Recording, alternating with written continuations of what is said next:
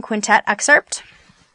We're going to remember the timbre of the flute, and if you want to hear some great examples of oboe or clarinet, French horn, and bassoon, you can definitely go to the internet and just, look up clarinet sound or oboe sound, or you can buy some recordings that have really good examples of those instruments.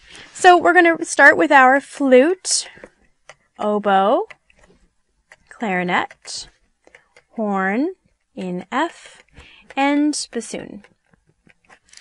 So let's make a slow chorale. I'm going to make a slow chorale. I suggest you do too, because it's really simple to think of the transposition when you're not dealing with a lot of different rhythms. Okay, so let's pick our key. How about we'll do the key of C for flute and oboe, which means the clarinet is in B flat. And the horn in F. So before, in the Mozart, when your flute had two flats, it was in the key of B flat. So the horn was in F. So the horn will be in a key a fourth below the flute. So this will be in the key of C. The horn will be in G. Okay. And we'll write our clefs. And the bassoon will be also in C. So let's try and just write a C. So the flute will hold a C. The oboe will have an E. And so we want the clarinet to have a C, so we'll write a D for the clarinet. And the horn, we want to have a C.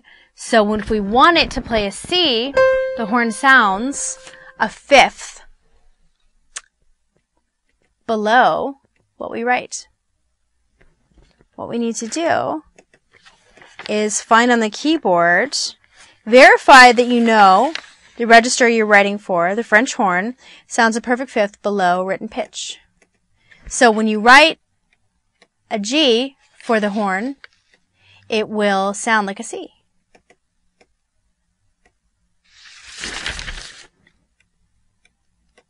So let's try this. So if it sounds a fifth below written pitch, if you write the G, then it sounds like an F. We want a C, so if we write a C, if we write a G, it will sound like a C. So let's write a G for that French horn, because we want this sound. So we'll write a G. We'll make it easy for the French horn player. Okay. And the bassoon, we will give a clef to, and we're going to give the bassoon sounds an octave below written pitch. So we will give the bassoon, let's see, we'll give him a G. So he'll be playing, this will sound like a low G. Let's listen to all of our chords. The bassoon has a G. The French horn, we've given a G, so he'll sound like a C. And the clarinet has a D to sound like a C, which the clarinet and the horn are playing the same register. The oboe has an E. The flute has a C. Okay, there's our first measure.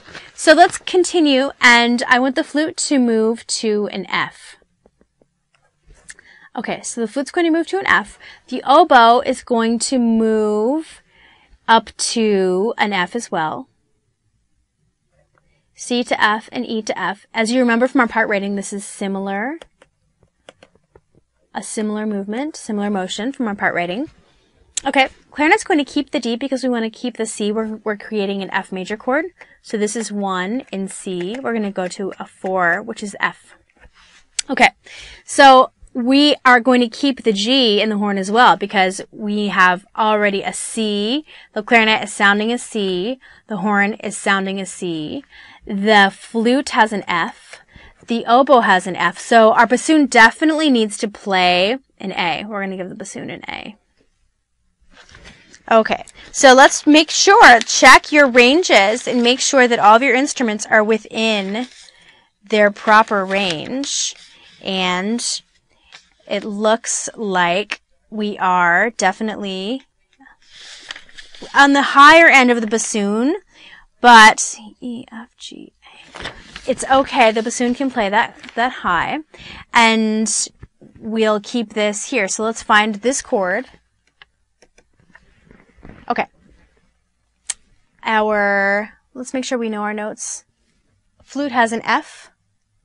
The oboe has an F, the same F. The clarinet has a C, which is written D. The horn has a G, which sounds like a C. We'll give this horn an octave lower. And the bassoon has an A.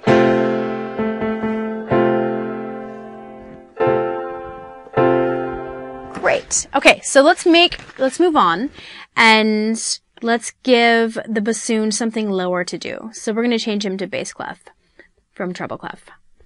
And let's go on and go to the 5 chord. So we need the G's, the chord of G. And the flute has an F, so we'll put the flute on G. The oboe also has an F. Let's make the oboe player. We need a D and a G and a B. G, B, D. So we'll make the oboe go to D. Okay. Now the clarinet has a C, so we want to have a D. We're going to move the clarinet up to an E. So flute has a G. And the oboe has a D. Clarinet has a D. The horn is playing what sounds like a C right now. So we want to have a B natural. We're going to have the horn play an F sharp. Okay, so this is a B natural. And the bassoon, we're going to go ahead and give the bassoon, I think we need another G. So the bassoon was playing an A. We're going to make the bassoon go a little bit lower and play a G. Let's make sure we're in the correct range for the bassoon. Definitely. The bassoon is going to be playing this G. So let's play this from the beginning so we can listen to it. And our oboe and flute parts, in the first measure, have C and E.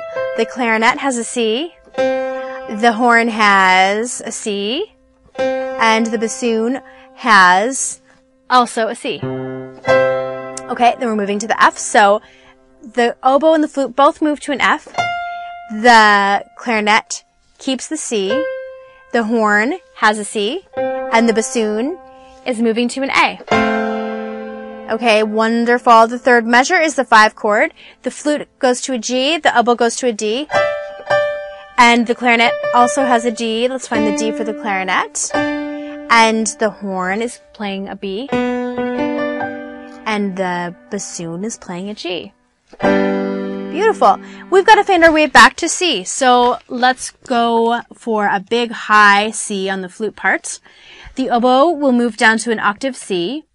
Oops, we just need a whole note. So we'll make this a whole note and fix our staff. Okay. The last measure for the clarinet will have a C as well. We need an E and we need a G because everyone is playing C. C, C, C. We would like an E in the horn part. Well, let's see.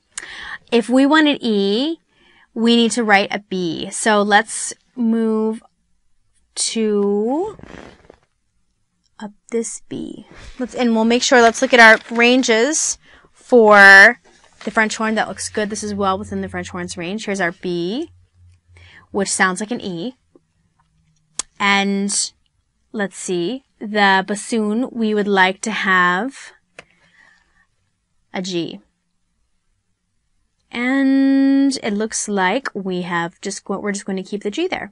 So we have created our woodwind quintet. Let's play through the whole thing and make sure we've got all the correct transpositions happening.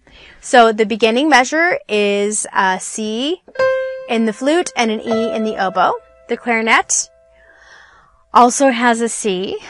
The bassoon has what sounds like a C.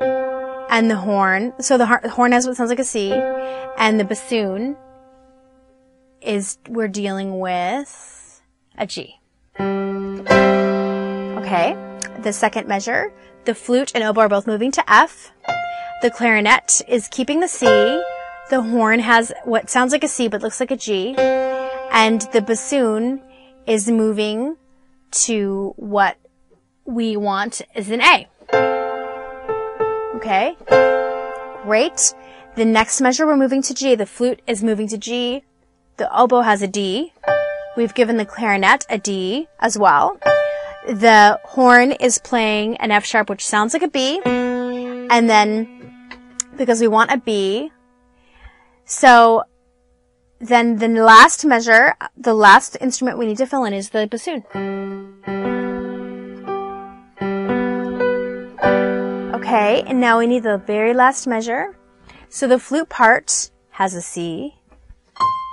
The oboe part has the C below. So does the clarinet. And the horn, we wanted to hear an E. So we're actually going to change this to an A. That will sound like an E. Because we need to write whatever pitch we want, we need to write a full fifth below. So it wasn't B, it was A. So the bassoon, the horn will be playing E.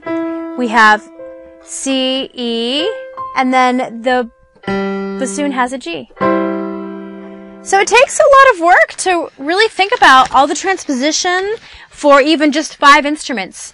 We'll be exploring orchestral scores soon. So when you are thinking about violin 1, violin 2, viola, cello, all of the woodwinds, all of the brass, and the percussion, then you start to get an idea of how much work and time it takes to write in a symphony that goes for an hour. This, we just wrote 4 bars.